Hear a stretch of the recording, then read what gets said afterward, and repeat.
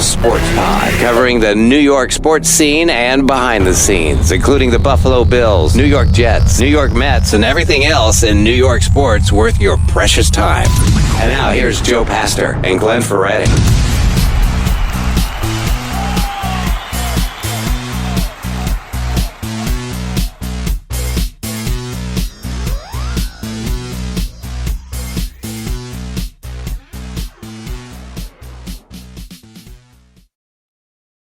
Hey, Glenn. I don't even know what to say right now. With everything going on with Damar Hamlin, it's kind of hard. Like, where do you begin? What do you go through? Because everybody's had all sorts of emotions the past. It's been almost 24 hours at this point that we're talking about it. Yeah, I know. I was thinking about this really like all day. Because typically we try to, plan ahead a little bit what we want to talk about after the games, and do we talk the end of the Jets season, and and then obviously the game last night, with the really so far the incident with Damar Hamlin. I mean, I feel like it's really what we got to spend the bulk of the episode kind of talking about, and because it's really bigger than football, bigger than kind of, playoffs and things like that. We've been pretty active on social media talking about it, but crazy. It makes everything else seem irrelevant. You go into the game. It's obviously a huge game for both teams, worrying about seedings and buys. And then, you get this reminder that, being a fan of the Buffalo Bills or whoever your team might be, it's also about people. Because it's these people who go out there, week in and week out and are taking serious risks to, whether it be to entertain us, to distract us from things that are going on, particularly the city of Buffalo and what they've been through in less than the past year. You have the shooting at Tops, the snowstorm where people are dying in their cars. Politically, we're more of a divided country than we've ever been in my lifetime. And Sundays and just talking about and watching football is a time to, forget about all that. And a big part of that is because of the players and what they do on a regular basis for us, and that they're so much more important than just a game. Yeah. And I know, and watching, when the play kind of unfolded, I didn't really kind of know what to think at first. You're obviously the first thing that goes to your mind is probably like a head injury, concussion. We've obviously seen the ambulance been out on the field before, but typically it's precautionary, and the guy is okay. So obviously when we saw the players' faces, we knew this was kind of a different situation, something none of us had seen before. And I think that is important, and I'll let you go, is that this is something that none of us have seen before. So, I don't want to treat this like this is football at its whole, because this is something that was more common in other sports. I mean, when you start to find out, a little bit more about it, it seems like it happens more in like baseball and lacrosse and things where you get that impact to the chest area. And, I was instantly in shock watching Josh Allen and them, because you could see they had never seen this before. And those guys have been playing a lot of football. That made it really, such a human moment and, and I guess what we know now so far is, he had cardiac arrest. They restarted his heart using CPR on the field. I actually just read an article on CNN. They were talking to his uncle outside the hospital, and the uncle said that they had to resuscitate him a second time at the hospital. That literally just came out. Like the timestamp on it was 7:38 or something like that. Because I think he was actually talking to some of the local reporters, and one of them I actually know from one of the local Rochester news channels, and he had said that he was on 100% ventilator, and now they've actually lowered it down to 50%. And I think the disclaimer is that me and you are obviously not doctors and any of those scenarios, but I think we're just kind of looking for any positive news that could be. And if less use of a ventilator means that he's able to to breathe on his own, then hopefully that's some really positive news. Yeah, because obviously you hear the term like, oh, they had to sedate him, and it's really scary because it is like you want to hear, oh, he's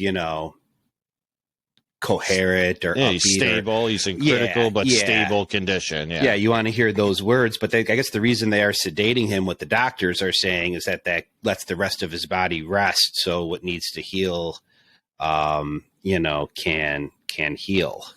Yeah. But I guess going back, what were you going to say?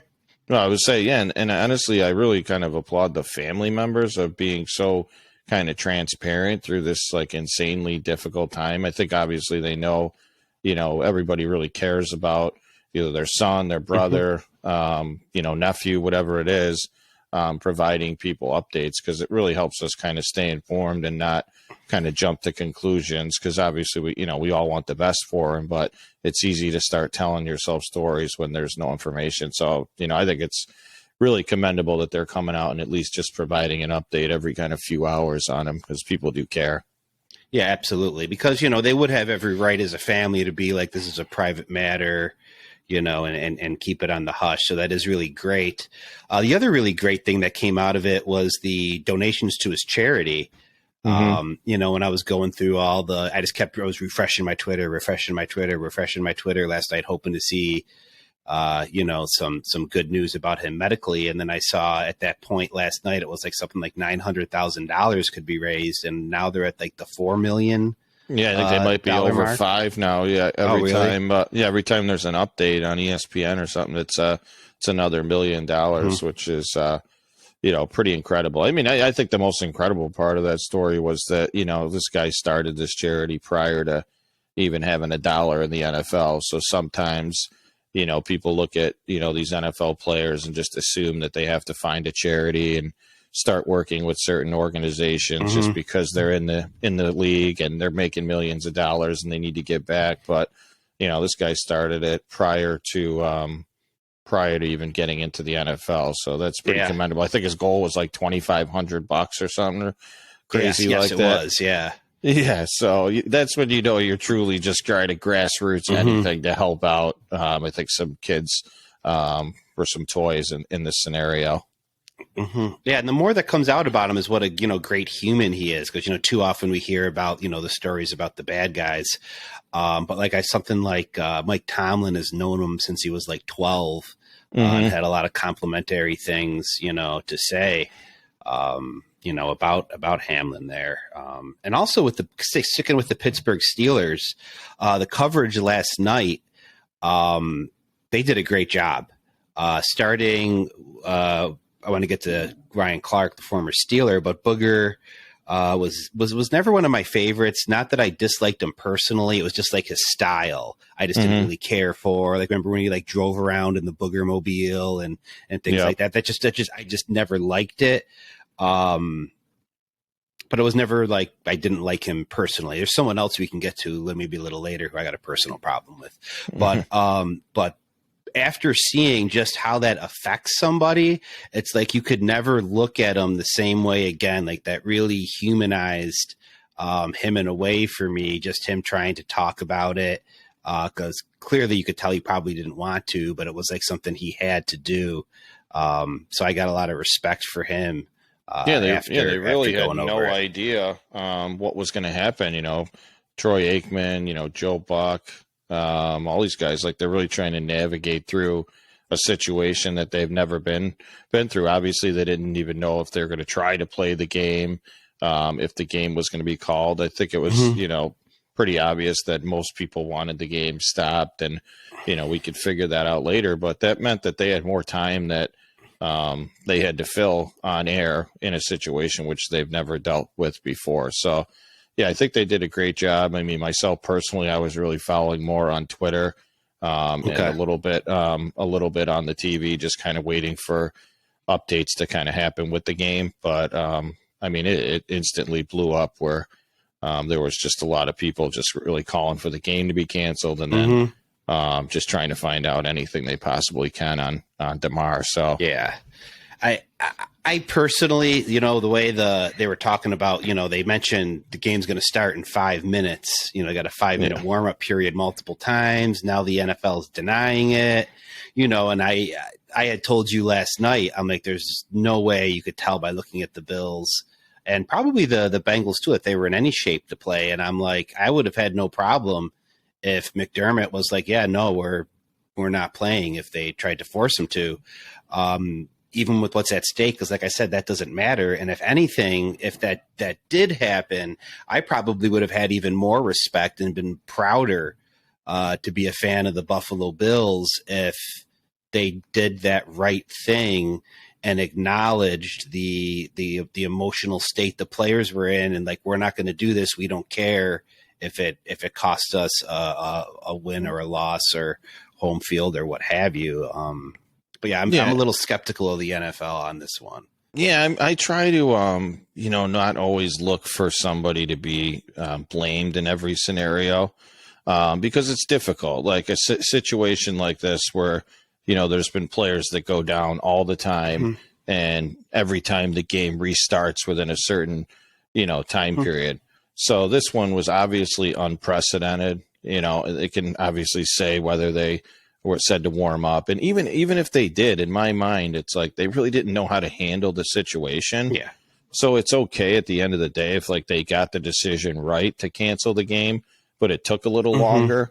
It's always easy to put yourself in, someone else's shoes, but I wouldn't want to be that one making that call there at that time, because who knows, he could have gotten a call 10 minutes later, said, hey, he's breathing, he's doing okay. And then they're like, oh, why'd you cancel the game? Sure. And people are all over them. So it's a really difficult position to be in for them. And the thing they said, I thought was, like I said, I am a little skeptical, but the thing that was plausible, I'm not about it, was like they said that they were trying to get, the NFL was trying to gauge how both locker rooms, were feeling. And that's reasonable. I could see that taking some time, but, and again, maybe it's also personal because like Roger Goodell's involved. So it's like, he's an easy guy to blame. Yeah. He gets booed like he was Zach Wilson, when he comes out on draft day. They got to bring, they got a small child out with them so they don't boo him or something. So I know. So, now he just revels in the boos. He loves it now. It's got to embrace it, I guess, at this point. Yeah, I thought McDermott and Zach Taylor did a phenomenal job of really kind of working together and talking through everything and really just being honest with probably how their players felt. There was no way. I'm sure the captains were probably stepping up, being like, yeah, there's no chance we're playing this game. Yeah. And ultimately they made the right decision. Yeah. And because you could tell when it seemed like they were going to have to play again, after McDermott had them huddled up in prayer, you had Diggs with the team also off to the side, thinking they were going to have to play, trying to fire the team up. But like when you looked at the body language and the facial expressions of the players, you could tell that it just wasn't working. And this isn't a criticism of Diggs at all. He was trying to be a good teammate. He was trying to be a leader, which he is. But it just speaks to the mental state of the players at that time, which, like I said, I was shook up today. I had a hard time at work the first hour or two before I got centered in. That was like, really on my mind, a distraction. And at the end of the day, I'm just a fan. I don't, as a fan, I think sometimes you think, right, these players and you have these attachments to these players when you really don't, right? You've never met these people.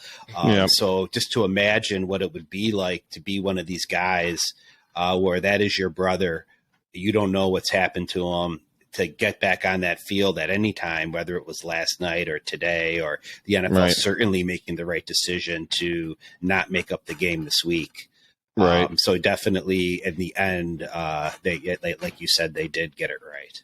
Yeah. I mean, I think in any business, obviously this emergency was caused most likely. I mean, believe me, like I said, I'm not getting into doctor and all these other crazy things, most likely caused by impact to his chest. But anything could happen at your profession, at my profession, where someone can go down and, how would you feel? Like you wouldn't be able to go back and perform your duties as well. I mean, you would need some time to recover something this serious. So there's no possible way those guys would have been able to go out there. And if they were forced to, that would have been a really horrific situation. Yeah. Yeah. I mean, I don't even like to see blood when I was coaching, like a gash or something like that. So yeah, 100%.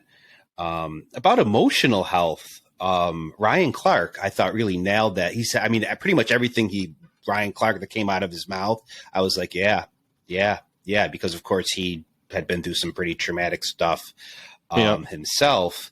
But he made a good point. He said the NFL has showed they cared about player safety with the targeting rules, with the roughing the passer, defenseless receiver, all that other stuff. But he says this is the first time the NFL showed they cared about players' emotional health, which is important to mention, because you see these guys out there, whether it's your boy Quentin Williams or Tremaine Edmonds, these big, giant, alpha males, real tough guys.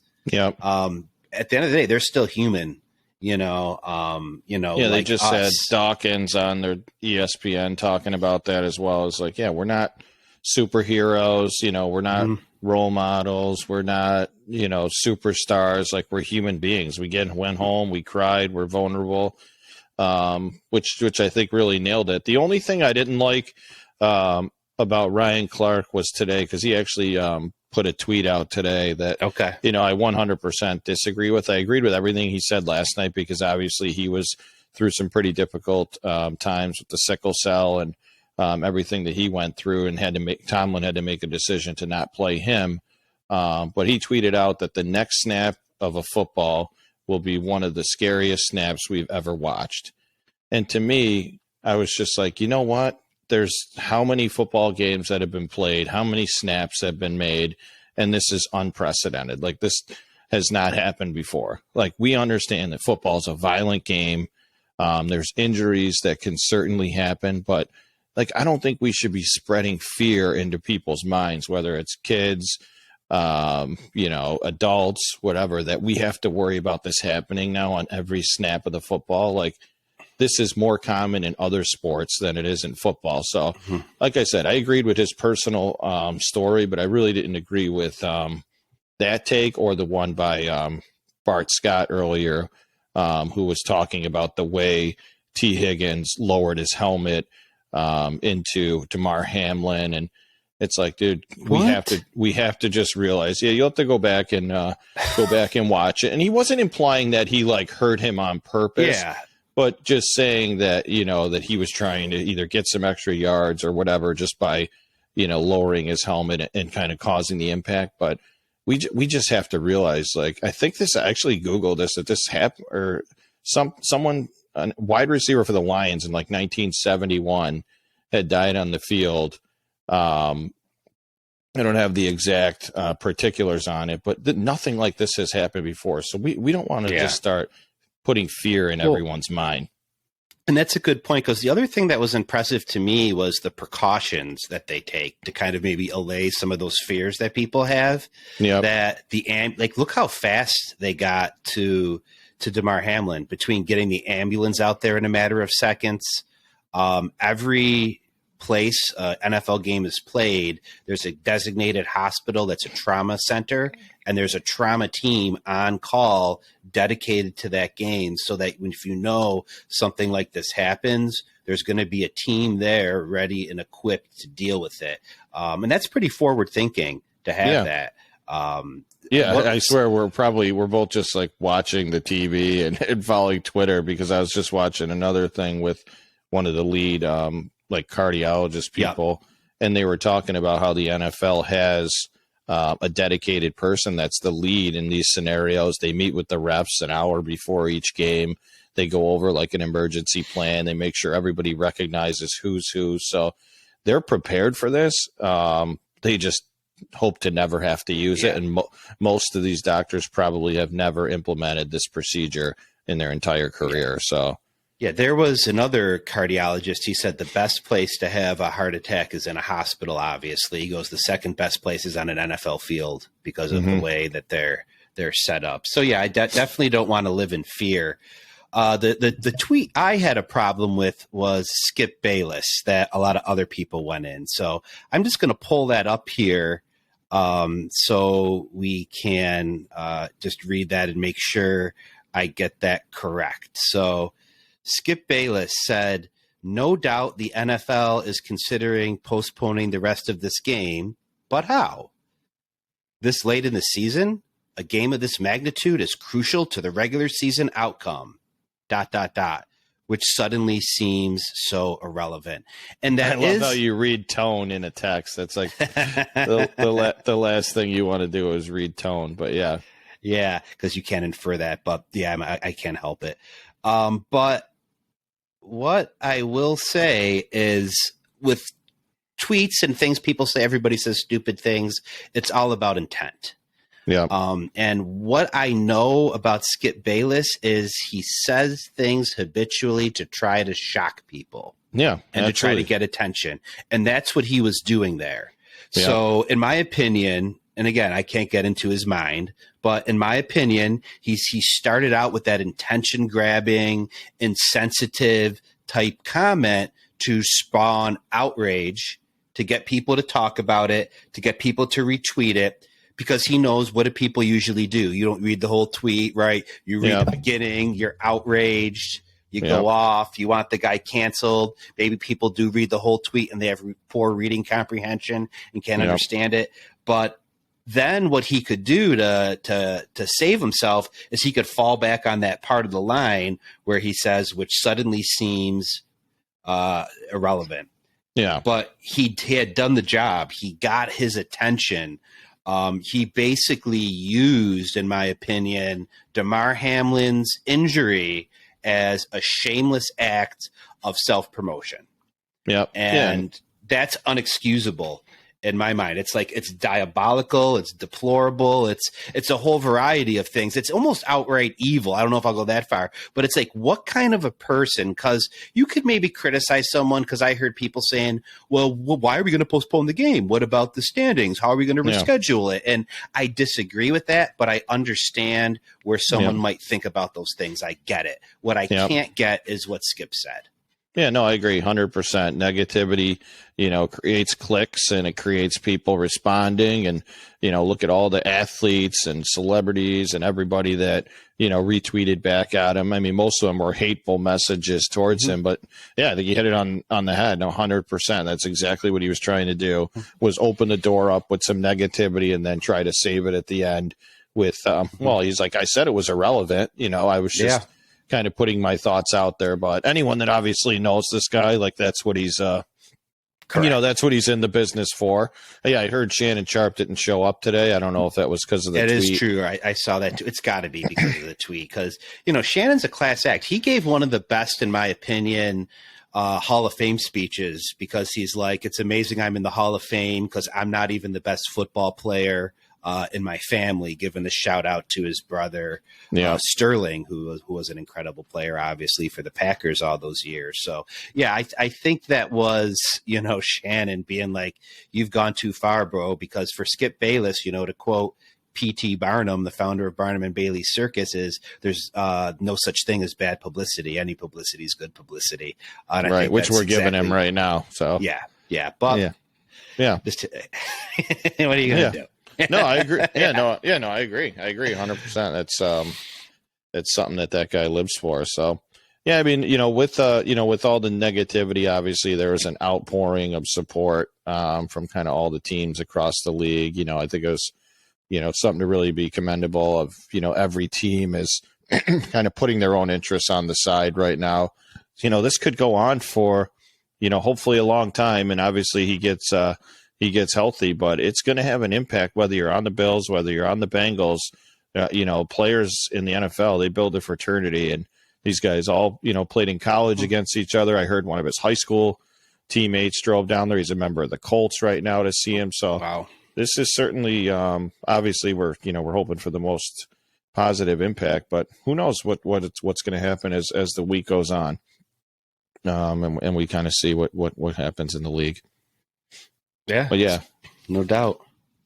But yeah, I mean, Damar Hamlin, I mean, we'll obviously keep him in our thoughts and and prayers, and hope for the best. Hopefully that news today was a little bit positive. It's kind of hard to do a podcast when you're kind of in the middle of the story right now. So Yeah, we're trying to give you as much information as we have at the moment, knowing that things could change. But we really thought it would be kind of the only relevant topic today to go into, rather than talking about the Jets and just the Bills in general. I mean, what's the point talking about the Jets, especially now? I'm just kidding. Yeah, we could save that for a week. No one's going to miss that conversation.